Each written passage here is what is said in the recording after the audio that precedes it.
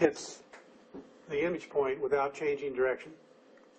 So if that ray goes through there without changing direction, then you're guaranteed that the shape of the image will be the same as the shape of the object. That ray, by the way, is called the chief ray. And right now, this place right here is called not only the lens, but it's called the stop. The stop is where you have the maximum amount of mixing of the rays coming from different parts of the object. In general, spherical lenses, as we've shown, don't image perfectly, or even very good, actually. And the reason being that the angle that the ray is turned is a function of the sine of the incident angle. And the sine is a nonlinear function. And so as you get farther and farther up the lens, you get more and more diffraction, and you have kind of a mess. It's not a very good image. However, if we can find the rays to be close to the center of the lens, then the lens approaches perfect imaging as you approach the center of the lens. In other words, the rays are, when they go through the stop, are at the axis, and not only at the axis, but have a very small angle with respect to the axis. So we're dealing with here a place where the angles of incidence are such that it's almost a linear function. That's what I mean by that.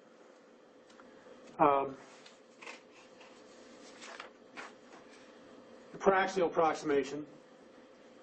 We're going to use the sag form of the equation for conic sections that we worked out, presented last time. And this little drawing here shows what it means. If this is the z-axis, and r is the distance from the z-axis, then z, the z of this equation, is also called the sag optically, and it's the distance of the surface from the axis. This is the coordinate center from the radial axis. And that was only true for the plus sign here. We saw the quadratic. The minus sign, which I've written in blue, will give you what's called the alternate surface out here, which is ZMAX allows you to do that because it's sometimes convenient. If you want to put a complete perfect sphere in your drawing somehow, like you're modeling the eye and you'd like it to look like an eye, for example. Right? And when we say we're going to use an expansion of this, Coaxial expansion, we're using the Taylor expansion, which is defined by this function here, about 0. So if we apply the Taylor expansion to this formula, we get this. And that allows us to quasi-mathematically define the Coaxial approximation. We're going to say Coaxial approximation is that area where CR, C cubed r to the 4th, C fifth r to the 6th, and so on, are small enough that these terms are negligible, and we can say that the surface is well described by a quadratic. So notice the relationship between the quadratic and this. This C is the inverse of the radius of curvature of this circle. So if this circle has a particular radius of curvature, r, then C is defined to be 1 over r.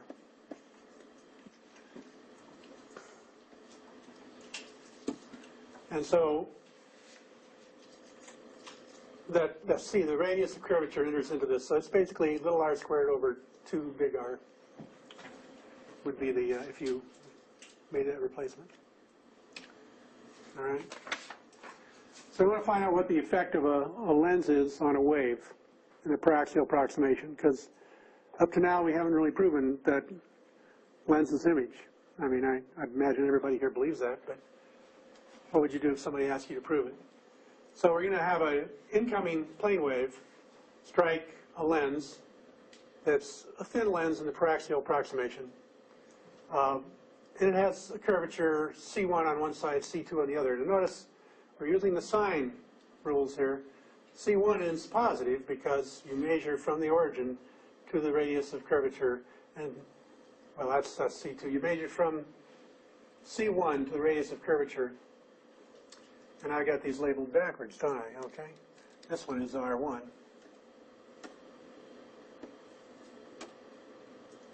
And it doesn't want to give me a eraser.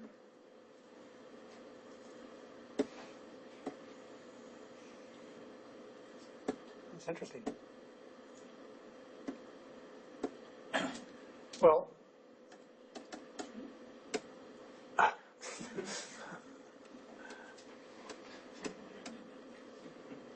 don't know, in Star Trek they'd have an explanation for why the computer is so slow and not working. But at any rate, C1 over here, you measure the radius of curvature to the right, which is positive. C2, you measure it to the left, which is negative. I know what's happening. I told it to save this, and so I can't draw on it anymore. I mean, I can draw on it, but I can't change it. All right. So what's going to happen as the wave goes through here? It goes slower through the glass than it does through the air. So the wave will be delayed more in the center than at the edges. And right after it goes through the lens, the wave is going to be delayed more in the center and less at the edges, and so it's going to be curved. So we ask, what is that curvature? Well, the total thickness of the lens, as a function of r, is just the total thickness at 0 minus the reduction from side 1 and minus the reduction from side 2. This term is negative because C2 is negative. So we're still using the sign rules. So just to the right of the lens, there's a total delay. It's going to be n minus 1. You guys can work this out fairly easily, times the actual thickness, which is the thickness at the center minus the thickness at the position r. And that is n minus 1 times this number, which is just that formula right there. It's just that minus T0 minus that. And if you look at that, you say, okay, well, that's the same as a paraxial sphere with this curvature. So by passing through a lens in the paraxial region, the plane wave becomes a sphere. And the emerging wave converges to a point, the inverse of this curvature past the lens. So we're going to define that as the focal length of the lens. So we are simply going to define the focal length of the lens as being, well, there it is, as being the distance away from the lens that a plane wave will converge to a point. It never actually makes a point, but it gets close. So just to refresh your memory on the sign rules, from the local origin, every distance measured to the right or up is positive. Every distance measured to the left is negative. And we aren't dealing with angles here, so we can avoid that. So that's how we define the focal length of the lens. It's the distance that it will, from the lens, the plane wave will focus. But notice that the plane wave has, excuse me, were you asking a question or just stretching? Oh, never mind. The plane wave, we just simply added the curvature 1 over f to the wave that came by, which is the power of the lens. So you can see the power of the thin lens, just going to the previous equation. This is the equation which gives you the focal length or the power of a thin lens. These are the curvatures, this is the index of the lens, and this is the thin lens equation. So this equation was first worked out several hundred years ago, and people could use it to try to build lenses of a particular power, as long as they were not terribly thick. So from the calculation, it's obvious that all the lens does is add that curvature to the curvature of any incoming wave. So if we look at a wave that starts at point 0 out here and travels a distance O to the lens, its radius of curvature here will be the distance it traveled, which is O. The lens adds curvature k to it. So on this side, we have a curvature 1 over O plus k, and that's equal to 1 over I. So if we rearrange that, and we substitute 1 over f for k, we end up with this equation down here, which is the imaging equation. So that tells you what the relationship between the object and the image is in a small lens, a thin lens. And remember, the object distance here is negative. The image distance is positive, why we have that negative sign. So 1 over the focal length, or the power, is equal to 1 over the distance to the image minus 1 over the distance to the object, making sure that you maintain the sign rules. Why do we care about the sign rules here? I mean, you'll look up on the internet and they'll have a positive sign there and they'll consider all distances to be positive. And that's fine if you're just talking about a simple lens. But the moment you try to put lenses together or have a negative lens, which may have the object and the image on the same side and the image is a so-called virtual image, then you'll get real confused. But if you stay with the sign rule, this will work for anything. It'll work for positive lens, negative lenses, combination of lenses, and mirrors, as we'll find out.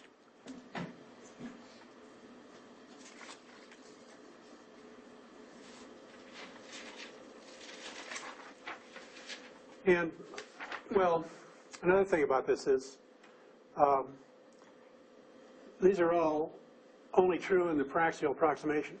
So why do we care about that? Because when you design a camera lens, for example, you try to make it act like a paraxial lens over a wide range of angles.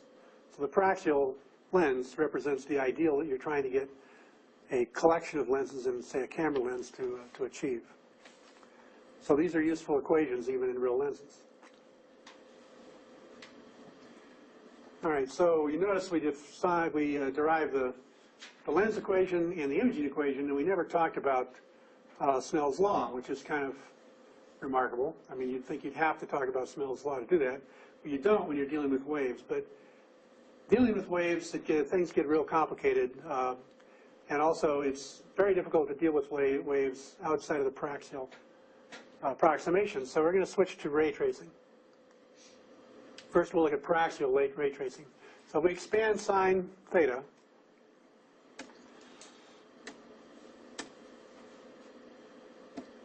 about 0, we see that we get theta minus theta cubed over 3 plus theta fifth over 5 and so on. So if theta is small, these terms drop off pretty fast. So again, we're going to say that the paraxial region is where we can approximate sine theta by theta. And Snell's law then just becomes n1 theta equals n2 theta 2, instead of having signs in there. If we were to expand the tangent about 0, we would get tangent of theta is equal to theta plus theta cubed over 3 plus 2 theta fifth over 15 plus and so on. So the tangent also in the paraxial region becomes theta. So the additional assumptions we're going to make in the paraxial region is that when we're calculating distances, the surface sag can be ignored. And there's no difference between angles, sines, and tangents, so we're going to use whichever is more convenient.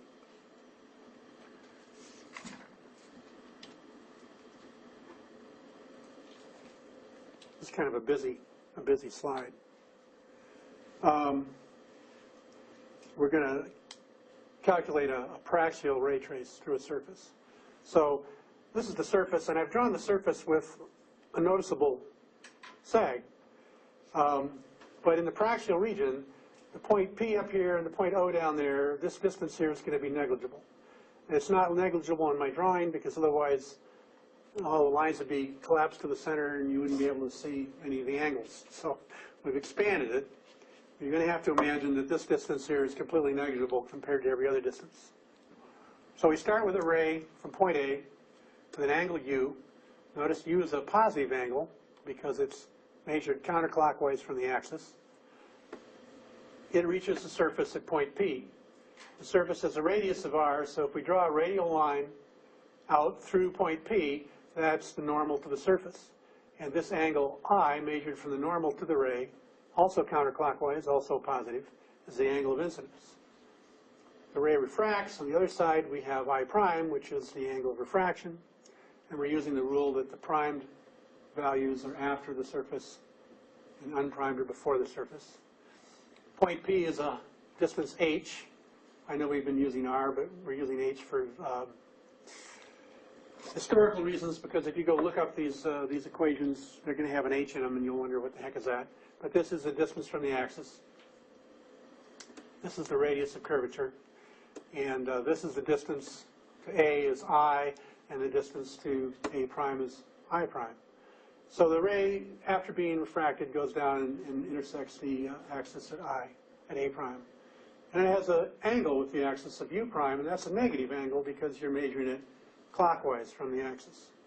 And also A, the angle A is negative because it's measured clockwise. So, if you look at all this and you do some geometrical analysis, you can replace the angles of incidence and the angle of refraction with these angles here, the angle of the normal and the angle of the ray.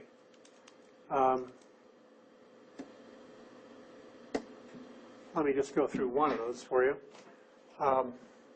If I draw a horizontal line here, parallel to the axis, then it's obvious that that angle is A, right? And then that line is parallel to the axis, this line is parallel to the axis, so that line is U. That angle is U. So I is equal to A plus U, the absolute value of A plus the absolute value of U, which is the, what I've written here. Now, A is negative, U is positive, so in order to get a positive I and I is positive, we write it this way. So I go through the same thing for I prime. And then we want to remove these angles. We want to have things we can substitute for them. And you notice I'm just using the tangent. I'm saying A is equal to its tangent, which is H over R. I have to use minus because A is minus, H is positive, and R is positive. The same thing with U and U prime. I go through the same analysis, and I come up with replacing them with their tangents. And then Snell's law in this assumption is just equal to the index on one side times the angle of incidence is equal to the index on the other side times the angle of refraction. So just to go through that again, the negative angles, positive angles are U, I, and I prime. Negative angles are A and U prime.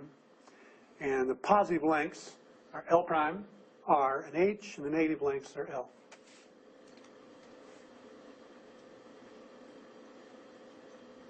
So what are we going to do with all that? Well, we're going to get rid of the angle of incidence, for one thing, because it's easy to write Ni equals N prime I prime, but then you have to figure out what I and I prime is. And if we're tracing a ray, we know where the ray is and the angle it's going with respect to the axis, and maybe how high it is when it hits the lens, and maybe where it came from, but we don't know the angle of incidence. So we're going to remove that. So I just replace the angle of incidence with the formulas on the other side. Then I replace the angles with the tangents that we calculated. And then I put a C for 1 over R, and then I rearrange it, and I come up with the Gaussian imaging equation, which says the index past the surface over the distance to the image minus the index before the surface over the distance to the object is equal to the curvature times the difference between those two indices. And that would be the Gaussian equation for a surface. If we wanted to find out what the Gaussian equation for a lens was, a thin lens, we would just run this through two surfaces. And start with an index of 1, and then it'd have an index inside, and then an index of 1 again. So you'd go through two surfaces, one after the other. So you'd have N1, N1 prime, which is N2, N2 prime. And you'd trace a ray through both of these. And what you would find is you would get K is equal to N minus 1, where N is the index between the two surfaces, times the difference between the curvatures. So that would be the Gaussian image equation for a thin lens.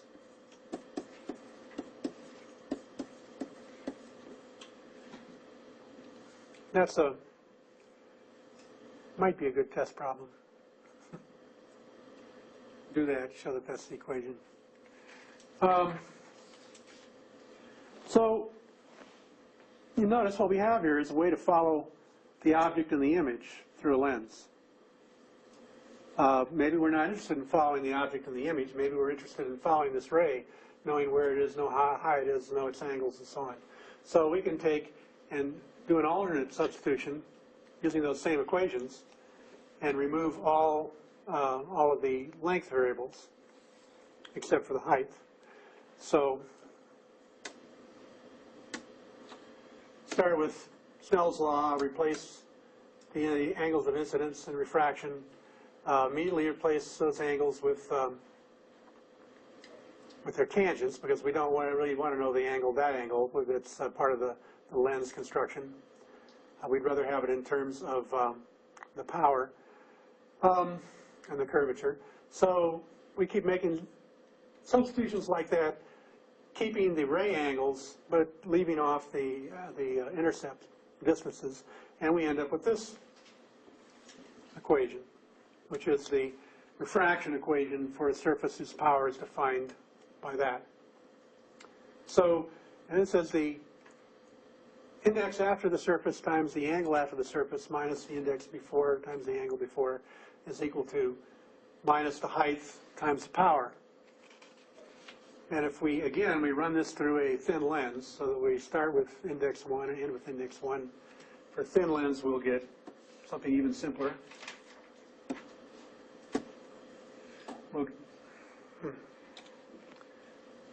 We'll get u prime minus u equals minus hk. So that would be the thin lens.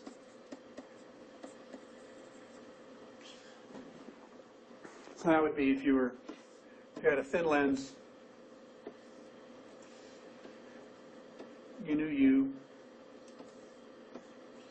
you wanted to know u prime, and you knew h, and you knew k, then you can calculate u prime from u, k, and h this way. It's really simple. So this is the, I would say, the refraction equation for Gaussian optics. Right, so now we have a series of lenses to say, okay, we want to trace a ray through a series of lenses. See what happens. We start the ray out here at a certain angle, it hits this lens at a certain angle, and we can figure out the next angle, but then we have to transfer things over to the next lens.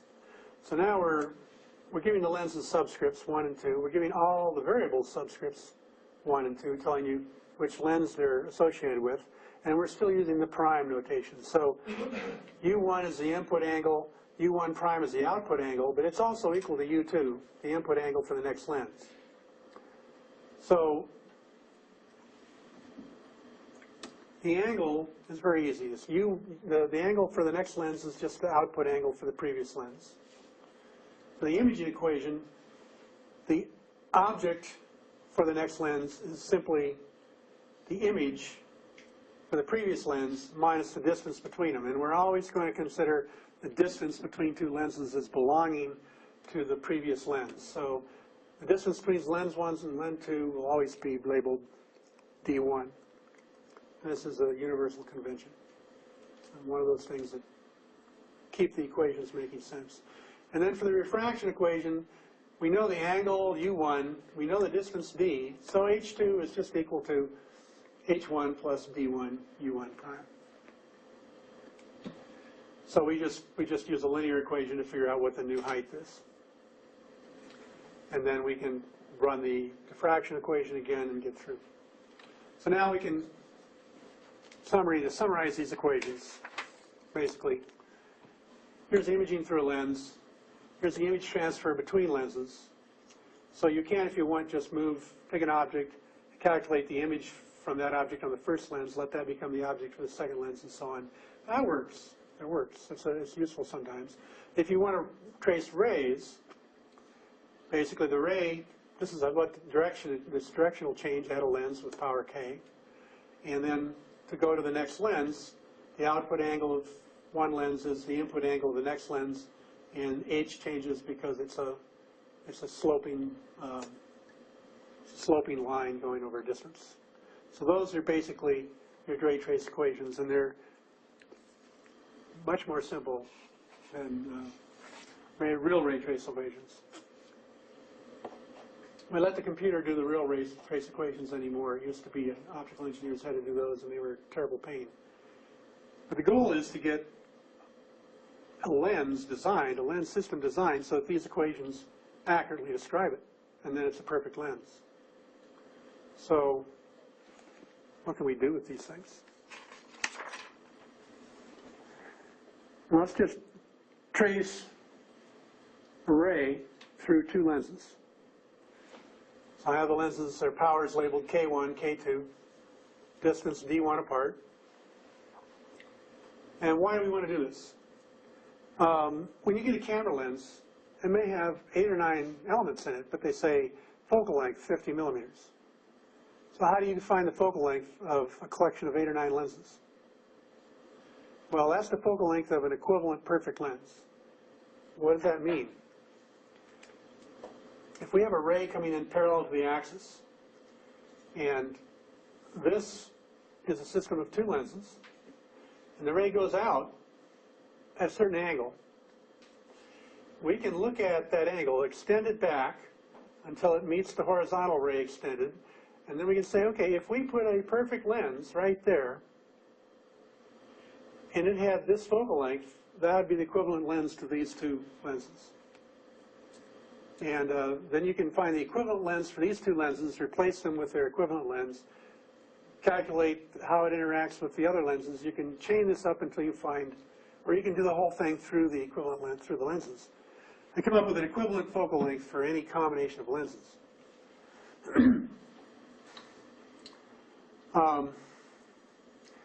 Plus, you can come up with interesting formula, useful formula.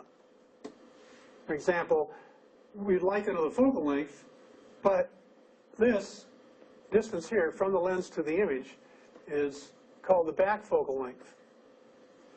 And in this example, where both lenses are positive, the back focal length is shorter than the actual focal length, which means if this is a camera lens, the last surface of the glass has to be closer to your detector than the focal length.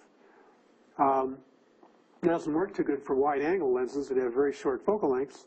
So there's a way you can build lenses to make the back focal length longer than the forward focal length. Anybody like to guess how that works? Say I have a negative lens here like this, and a positive lens here. I trace a horizontal ray in. The ray goes up, and it goes down and focuses. If I extend this, turns out my equivalent lens is back here. So this is my focal length now, and this is my back focal length.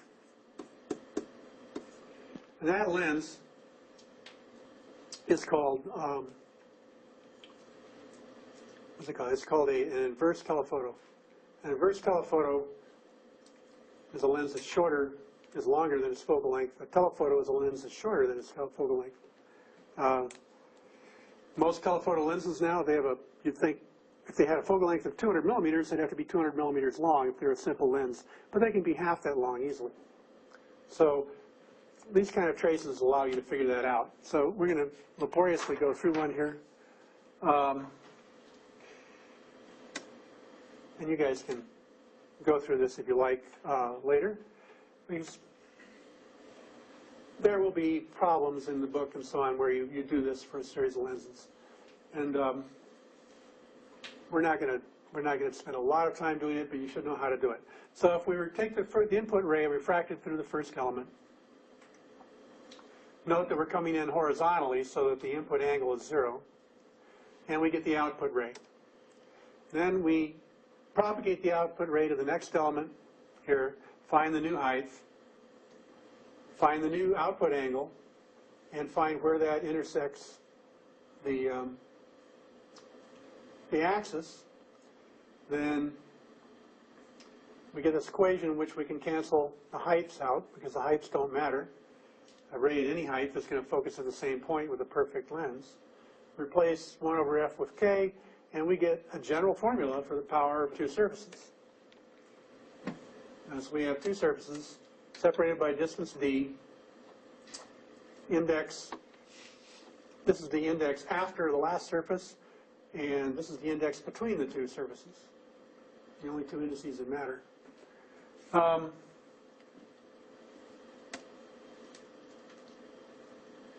Again, what if we run this through two surfaces? What if we basically say, okay, we're not running it through two surfaces, we're running it through two lenses. So the index in front of the first lens, or after the second lens, is 1, and the index between the lenses is simply the, it's 0 too. So we have two lenses. They each have their own power, but the index is 1 between them. So it's basically in air.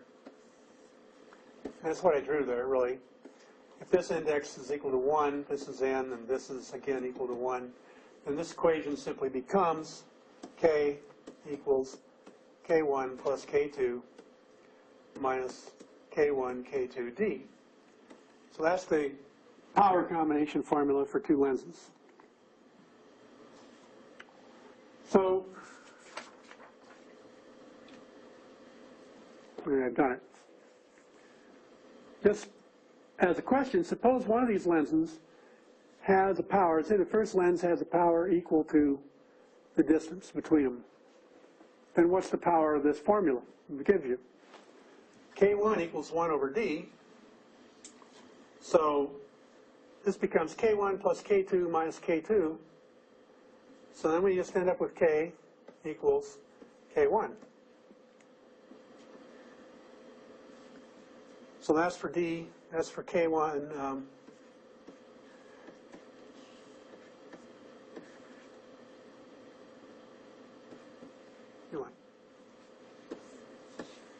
What if D1 is 0? If D1 is 0, then K is equal to K1 plus K2. And that's for D equals 0. So what does this look like? Ray comes along here, it goes through the center of that lens, and going back to the change of angle here, the difference between those two angles, u minus u prime, is equal to hk, but if h is 0, there's no change in them. So a ray through the center of the lens doesn't change. So, in fact, the combination acts as if the second lens wasn't there. And when the two are together, they act as though they had twice the power of the sum of the powers. So you guys now know how to build a zoom lens, right? You take two lenses. If I have two lenses like this, I have a variable distance between them, and I have a detector back here. By varying the distance between these, I can change the power of the lens, I can change the size of the image. Now in this case, you're going to have to move, as if you move this one, you're going to have to move the imaging plane too, because the back focal length will change. So if you set up a set of things that move these two lenses in the right pattern, you can have a zoom lens, very simple zoom lens. How could you do that? I mean, is there any mechanical engineers here? Nobody's a mechanical engineer? Well, electrical engineers would say, oh, let's just put some stepper motors in there. Just have a controller, programmable controller that just runs them. But, yeah, you're right. The usual zoom lens uses cams. The lenses of the lens groups are attached to sliders, basically, and they can slide back and forth. And then whatever's holding them has a cam sticking out. And then you have a circular a collar with slots cut in it that engage those cams. And as you rotate that collar, you can get any arbitrary motion of the lens groups that you want. So that's the way a lot of zoom lenses are built. They end up using more than two lenses usually. But if these two lenses were well-corrected lenses that you bought from for cameras, for example, you'd have a pretty darn good zoom lens, just putting those two together, because they both act pretty much like an ideal lens.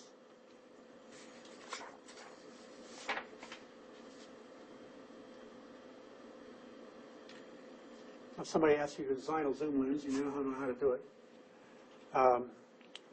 Getting it into Zmax is a little more complicated, and we'll cover that as well.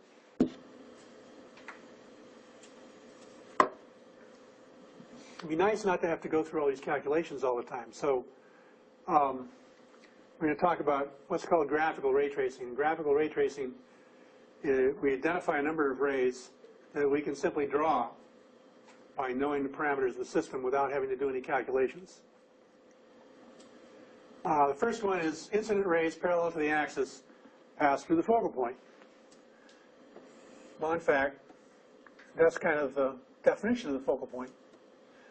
The focal point, the power of the lens, is how much curvature it adds to a wave. If the wave comes in with no curvature and you add power k to it, it ends up converging to a point 1 over k away, which is the focal length. The corollary to that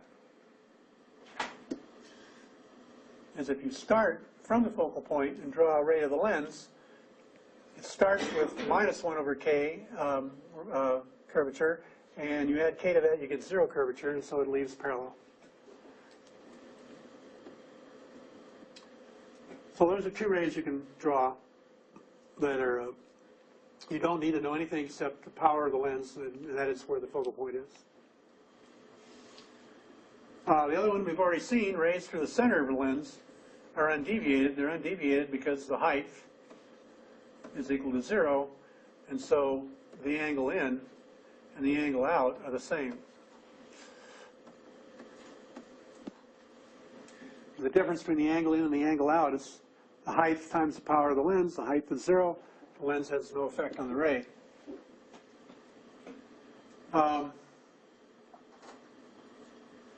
From the fact that a lens images,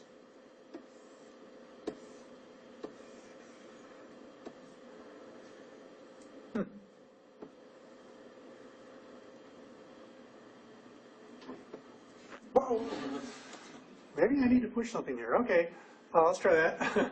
The fact that a lens images, say,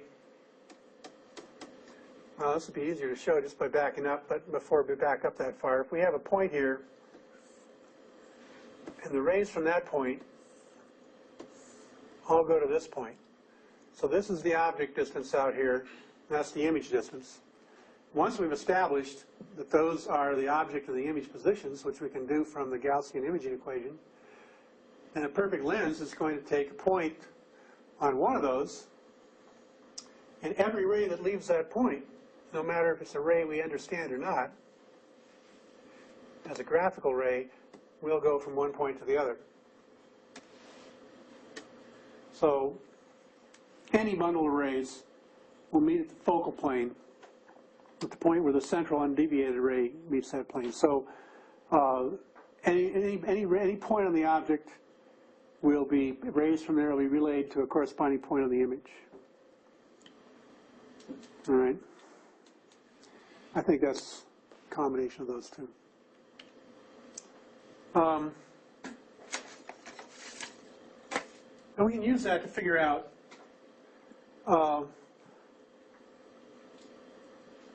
where the image appears. Let's take a look at for example, a magnifier. Draw an axis here. Draw a lens.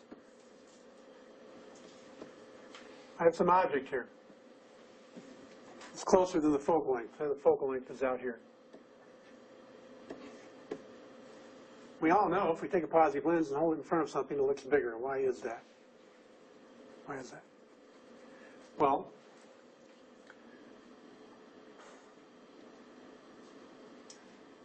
let's make that smaller. Smaller object.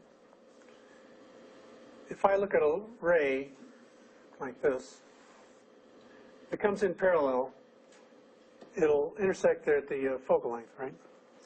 Then I can look at a ray going through the center, like this, and it's undeviated.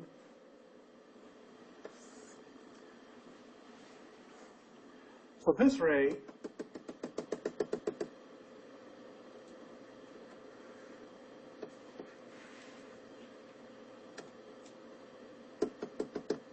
if I'm back here and I'm looking at this, right, I see the top of this object up here. I don't see it there because the light that comes from it bends, goes to my eye, right? The light that goes straight through here hits the bottom of it. So when I'm looking through here, I see the object is magnified and farther away. And the reason the magnifier works is because it allows, your eye can only focus so close. If you put a positive lens in front of something, you can make that image appear larger and farther away, so you can get closer to you actually, and you can get a more magnified image. And it maximizes when you get near the focal length. All right.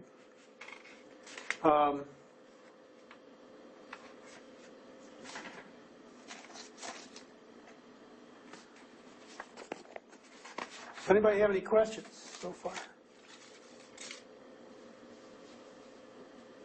No?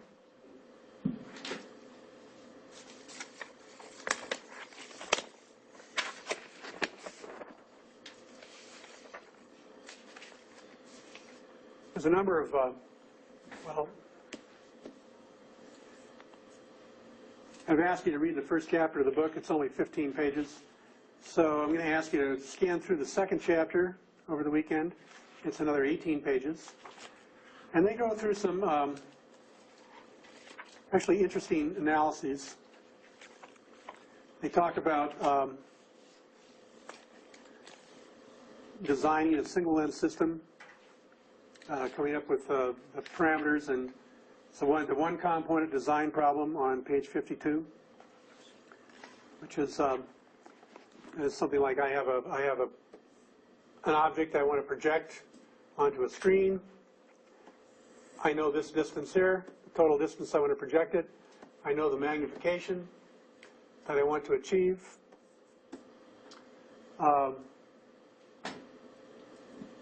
What's the focal length of this lens and where should it be placed? So those things can be calculated directly from Gaussian optics.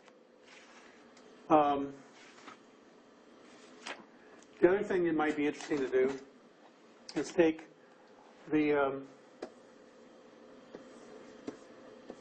our simple zoom lens,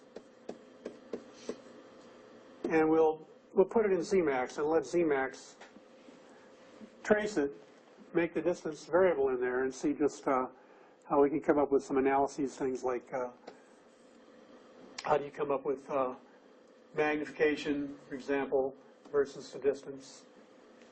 It'll do graphs like that for you. It'll do focal length versus the distance and so on.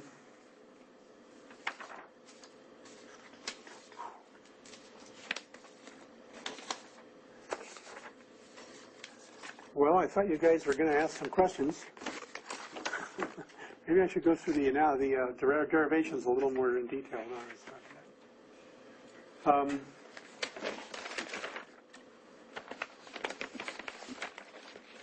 What's the focal length of a negative lens look like? And what does it mean, the focal length of a negative lens? Right. So we'll just assume, I'm going to draw it here as a large lens, but let's assume it's operating as a paraxial lens or a perfect lens system. I draw a horizontal ray in. My graphical ray tracing ideas. In fact, the Gaussian ray tracing says that ray should go through the focal length. But we know that ray is going to go out like that. But if we extend the ray back, it will go through the focal length. And you notice in this case, the focal length is less than 0. So a negative lens has a negative focal length.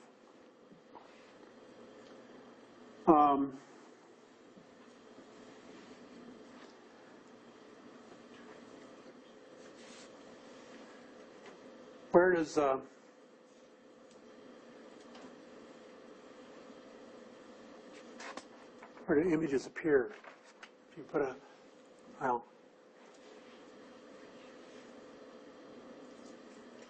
if you put an object on the other side of a negative lens, let's change the color on this. And you're looking at it from out here.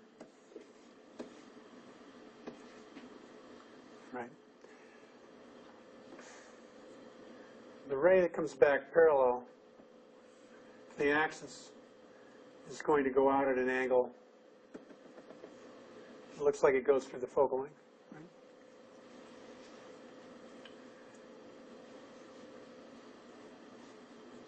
The one that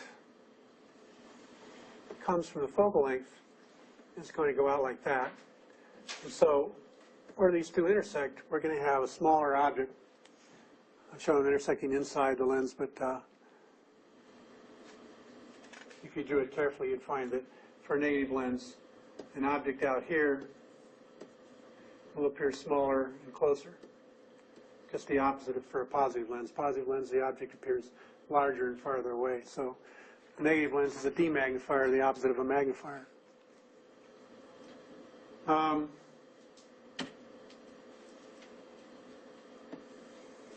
It's perfectly possible to have a system that has no focal length. Suppose that these two lenses are separated by a distance where d is equal to f1 plus f2. So the focal length is in between them. A ray comes through like that and out. A ray comes in here. It goes through and out. So a parallel ray in never crosses the axis on the way out. So this system doesn't have any focal length. This would be called a telecentric system, actually. Telecentric meaning that the chief ray is parallel to the axis. So if you say it's telecentric on the image side or telecentric on the object side, this is telecentric on both sides. This is actually how a telescope works. We'll have two lenses with different focal lengths. So this comes in, goes through there and out.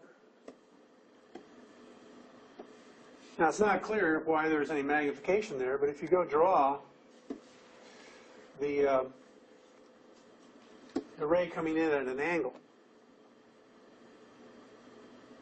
So if you have rays coming in at an angle like this, they're going to focus here, and they're going to go out at an angle that's much greater. So angle out is going to equal f1 over f2 times the angle in this case minus, because it's going to be, this is a telescope that's going to invert the image. So if you're back here looking, then a small change in angle here will show up as a large change in angle there. And that you can easily show by doing a paraxial trace through it. You can also, well, we'll go through the design of telescopes. There's a lot about the design of telescopes and microscopes that can be done paraxially. And Zemax would not be able to create a telescope for you unless you were able to start with something that had a telescopic effect. So, all right, if anybody doesn't have any questions? Okay. Call it quits there.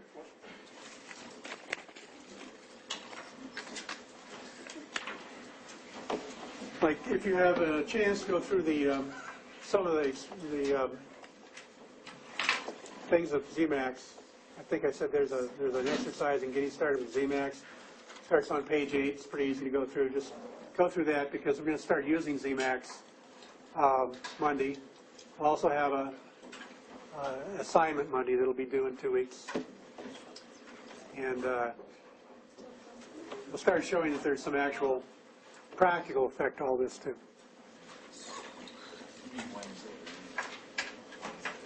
This is Friday, right? Oh, Monday's off. Really? Yeah. So I would be wondering why there wasn't anybody here, huh? Okay. What is Monday? We still have the recording, so. You can just record and we'll do it. Talk to the class, right? Okay, all right. Somebody somewhere. All right. Wednesday then. Well, heck, if I'd known that, I'd have given you the questions today. Well. Too bad.